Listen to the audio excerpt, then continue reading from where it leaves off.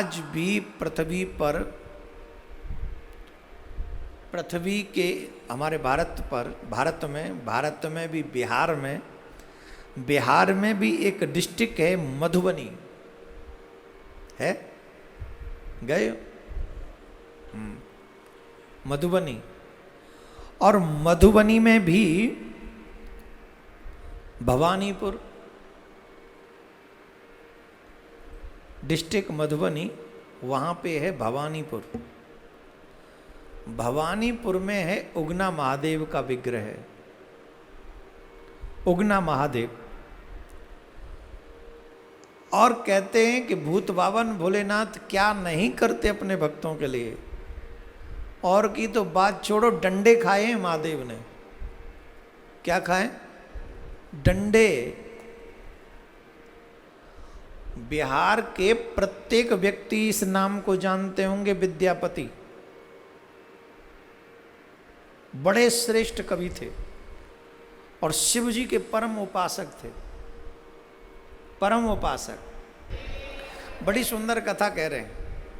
और आप कलयुग के लोग अचरज मानेंगे जो ये कहते हैं मंदबुद्धि लोग कि भगवान नहीं है, वो सुने कि भगवान अपने भक्तों के लिए क्या कुछ कर बैठते हैं। विद्यापति परम भक्त थे भगवान शिव के, परम भक्त थे। और सिर्फ भक्त ही नहीं थे, कवि भी थे। बड़ी सुंदर सुंदर कविताएं किया करते थे। तो इनके भाव से महादेव प्रसन्न हुए। और जब महादेव प्रसन्न हुए तो उनको लगा कि इनके यहाँ कुछ सेवा करने चलना चाहिए, हमको इनकी कोई सेवा करनी चाहिए, जैसी भी हो जाए। तो उनके घर में सेवक बनकर, नौकर बनकर, सर्वेंट बनकर,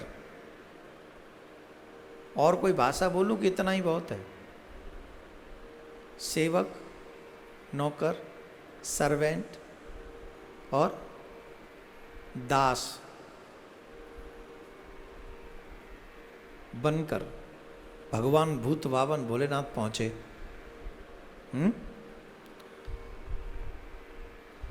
भगवान ने कहा हमें नौकरी पर रख लो।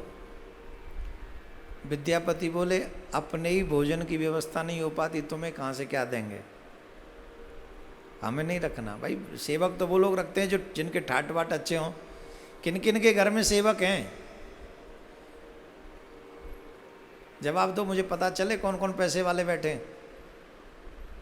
हाँ, झाड़ू वाली झाड़ू लगाने आ जाते हैं, कपड़े वाले कपड़े लगाने आ जाते हैं, धोने आ जाते हैं, खाना बनाने वाले खाना बना जाते हैं। फिर तुम क्या करते हो? फिर कहते हो बीमार पड़ गए, हाय हाय ले ले।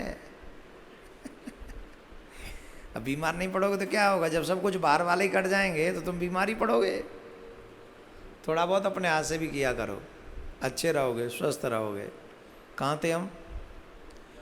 विद्यापति बोले हम पे तो खुद पे कोई व्यवस्था नहीं, हम तुम्हें क्या दें। तो वो बोले अच्छा, वो उनको कुछ चाहिए तो था ही नहीं। वो बोले देखो हमको 2 टाइम की रोटी दे देना बस, साल 6 महीने में कभी एक आध वस्त्र दे देना, हमें और कुछ नहीं चाहिए। और सेवा इसी को कहते हैं जहाँ कुछ सैलरी का डिमांड ना हो, जहाँ कुछ नोट सोट नहीं, बस आपका प्रेम मिल जाए, सेवा करें। और वैसे भी ज़रूरत की आवश्यकता है कहाँ? भोजन और भजन 2 चीज़ मिल जाए, और वस्त्र मिल जाए, तन ढकने को कपड़ा और पेट भरने को भोजन, और तीसरी चीज़ की फिर ज़रूरत ही क्या है? तो बोले महाराज के आपसे निवेदन है, जो दे दोगे वो खा लेंगे। ये भी कोई जिद नहीं है कि यही चाहिए, जो दे दोगे सो खा लेंगे। बोले ठीक, बात मान ली, रख लिया। जेठ का महीना था, जेठ के महीने में विद्यापति राजा से मिलने के लिए जा रहे थे। और जब राजा से मिलने के लिए जा रहे थे तो वहाँ क्या था, रास्ते में थोड़ा रेगिस्तान टाइप पड़ा, तो बड़ा मुश्किल हो रहा था चलना। आसपास कहीं जल की व्यवस्था दिखाई नहीं पड़ रही थी। और उगना, जब उन्होंने पूछा भाई तुम हमारा अपना नाम तो बताओ, तो उन्होंने बताया हमारा नाम है उगना। क्या नाम है? उगना। बोले अच्छा। तो उगना बोले प्रभु हम भी आपके साथ चलेंगे। बोले कोई बात नहीं, चलो। चले।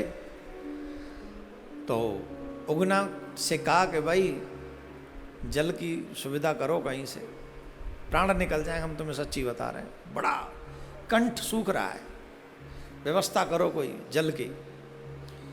तो बोले आप यहीं विराजें, हम व्यवस्था करके लाते हैं। तो वो व्यवस्था करने कहाँ जाएंगे? महादेव को क्या व्यवस्था करनी, महादेव क्या व्यवस्था करेंगे? तो थोड़ी सी दूर पे गए जहाँ विद्यापति की दृष्टि न पड़े, वहाँ पहुँचे और वहाँ पहुँचकर अपनी एक जटा थोड़ी सी खोली, गंगा जी से कहा प्रकट हो जाओ। तो गंगा जी में थोड़ा सा लोटा में जल लेके बोले चलो जी, फिर बंद कर ली जटा और चल रहे। विद्यापति से कहा कि ये लो जल पियो। लोटा में जल लाए, जल पिया, तृप्त हो गई। और जब तृप्त हुआ तो वो जो टेस्ट था, जो स्वाद था, वो गंगा जल ही तो था। गंगा जल आप पी के देखो हरिद्वार में, एक कानपुर में पी लो तो उसकी हमारी गारंटी नहीं, फिर कैसा टेस्ट आएगा। जमुना जल पियो तुम दिल्ली के बाद में, क्या टेस्ट आएगा वहाँ तो पता ही नहीं। जब वृंदावन में पी लो जमुना जल, पर लगेगा जमुना जल है, पता नहीं क्या क्या पी रहे हो फिर तो। चल इनकी बात नहीं करेंगे अभी हम, करनी तो सबको चाहिए थी, पर हम अकेले ही रह जाएं तो क्या फ़ायदा। सब लोग कहेंगे यही सबसे अलग हटके बात करता है, पर करनी सबको चाहिए कि जमुना अभी भी मरी हुई है, वृंदावन में जमुना नहीं है। दुख है इस बात का, जिस प्रदेश का राजा संत हो और वहाँ जमुना ना हो तो दुख वाली बात तो है। चलो खैर ये राजनीति वाली बात है, काम की बात करो। तो कहाँ थे हम? उगना से पूछा, उगना ये चारों तरफ रेगिस्तान दिख रहा है, हमको एक बात बताओ, तुम जल कहाँ से लाए? अरे बोले महाराज आपने कहा भाग के आ गई, व्यवस्था हो गई। बोले सच्ची सच्ची बताओ, क्योंकि ये स्वाद जल का नहीं है, ये तो स्वाद ही है जल का, गंगा जल जैसा, गंगा जल ही लग रहा है। देखो या तो हमको बताओ तुम कौन हो, और नहीं तो हम अभी यहीं पे अपने प्राण त्याग देंगे। तो भगवान भूत भावन भोलेनाथ अपने वास्तविक स्वरूप में प्रकट हुए और वो चरणों में गिरकर बहुत रोए। विद्यापति बहुत रोए, हाय हाय मेरा अधर्म, मेरा दुर्भाग्य, देखो आप मेरे सेवक बनकर मेरे यहाँ रह रहे, ऐसा क्या अपराध मुझसे हो गया। रोए, आप मेरे सेवक बन के रहे। तो भोलेनाथ बोले देखो आपने तो हमको बुलाया नहीं, हम अपनी मर्जी से आए, और अगर तुमने हमको अब जाने के लिए भी कहा ना तो हम समझेंगे तो हमारे सच्चे भक्त नहीं हो, क्योंकि भक्त को वो देना चाहिए जो भगवान को प्रिय हो। भाई सच्चा भक्त कौन है? जो भगवान को प्रिय हो वो दो, वो थोड़ी है सच्चा भक्त। बोले तुम्हें जो प्रिय वो तो हम नहीं दे सकते, हमें जो प्रिय वो तुम खाओ, वो कैसा भक्त है? वो तो फिर जबरदस्ती वाली बात है। तो भक्त सच्चा वो है जो भगवान को प्रिय है, वही वो दे। बोले हमें ये प्रिय है कि तो हम तुम्हारे साथ रहना चाहते हैं। बोले ठीक है, जब आप नहीं मान रहे हो। पर एक बात और कही भोलेनाथ ने, किसी को भी अगर ये पता चला कि मैं शिव हूं तो मैं फिर तुम्हारे साथ नहीं रहूंगा। अब बेचारे डर डर के, अब बताना भी नहीं किसी को, पत्नी को भी नहीं बताना, पत्नी को भी नहीं बताना कि ये शिव है, किसी को नहीं बताना है। और वो सेवा का, तो विद्यापति ने अपने आप को कंट्रोल में करके रखा था कि कोई काम इनसे ऐसा न करवा लूं जो इनके योग्य ना हो। तो वो बड़ी सावधानी से सेवा लेते थे। एक बार की बात है, विद्यापति कहीं बाहर गए हुए थे, विद्यापति कहीं बाहर गए हुए थे, और पीछे से जो उगना थे, शिव थे, वो थोड़े किसी कार्य में विलंब कर दिया, हो गया होगा। तो उनकी पत्नी को बड़ा गुस्सा आया इन पे। उस समय उनकी पत्नी रोटी बना रही थी लकड़ी से चूल्हे पे, और उन्होंने वो लकड़ी निकाल के उगना की बड़ी जोर से पिटाई करी। जलती हुई लकड़ी चूल्हे से निकाल के, ठंडी लकड़ी से नहीं, चूल्हे से निकाल के बड़ी जोर से उगना की पिटाई की। और ये जब उनको पीट रही थी तो वो पिट रहे थे, कुछ बोले नहीं। इतने में विद्यापति जी पहुंच गए और वो चीख के बोली, पागल, बदकिस्मत, दुर्भाग्यशाली देवी, जानती भी है तू किस पे हाथ उठा रही है? ये भूत बावन भोलेनाथ से हैं, तेरे तो जन्म जन्म के पाप तूने बढ़ा लिए, तुझसे बड़ा अधम इस ब्रह्मांड में कोई नहीं। और जैसे ही कहा कि शिव हैं, भूत बावन वहां से अदृश्य हो गए। अब विद्यापति रोने लगे। उनको याद आया कि मुझे बताना ही नहीं था कि ये शिव हैं, पर अब क्या करूं, मैं ये भी तो नहीं देख सकता था। खूब रोए, खूब रोए, खूब रोए। वन में जाकर बैठ गए। कहने लगे, मेरे अपराध क्षमा कर दो, पर मुझे ऐसे छोड़ के मत जाओ। पहले अपनी मर्जी से आए थे, अब आदत बना दी तुमने, अब आदत बना के छोड़ के जा रहे हो, अब मत जाओ, आ जाओ। भोलेनाथ विद्यापति की पुकार पर प्रकट हुए और कहा, मैं तो हमेशा तुम्हारे साथ रहने के लिए आया था, पर तुमने ही वो वचन तोड़ दिया।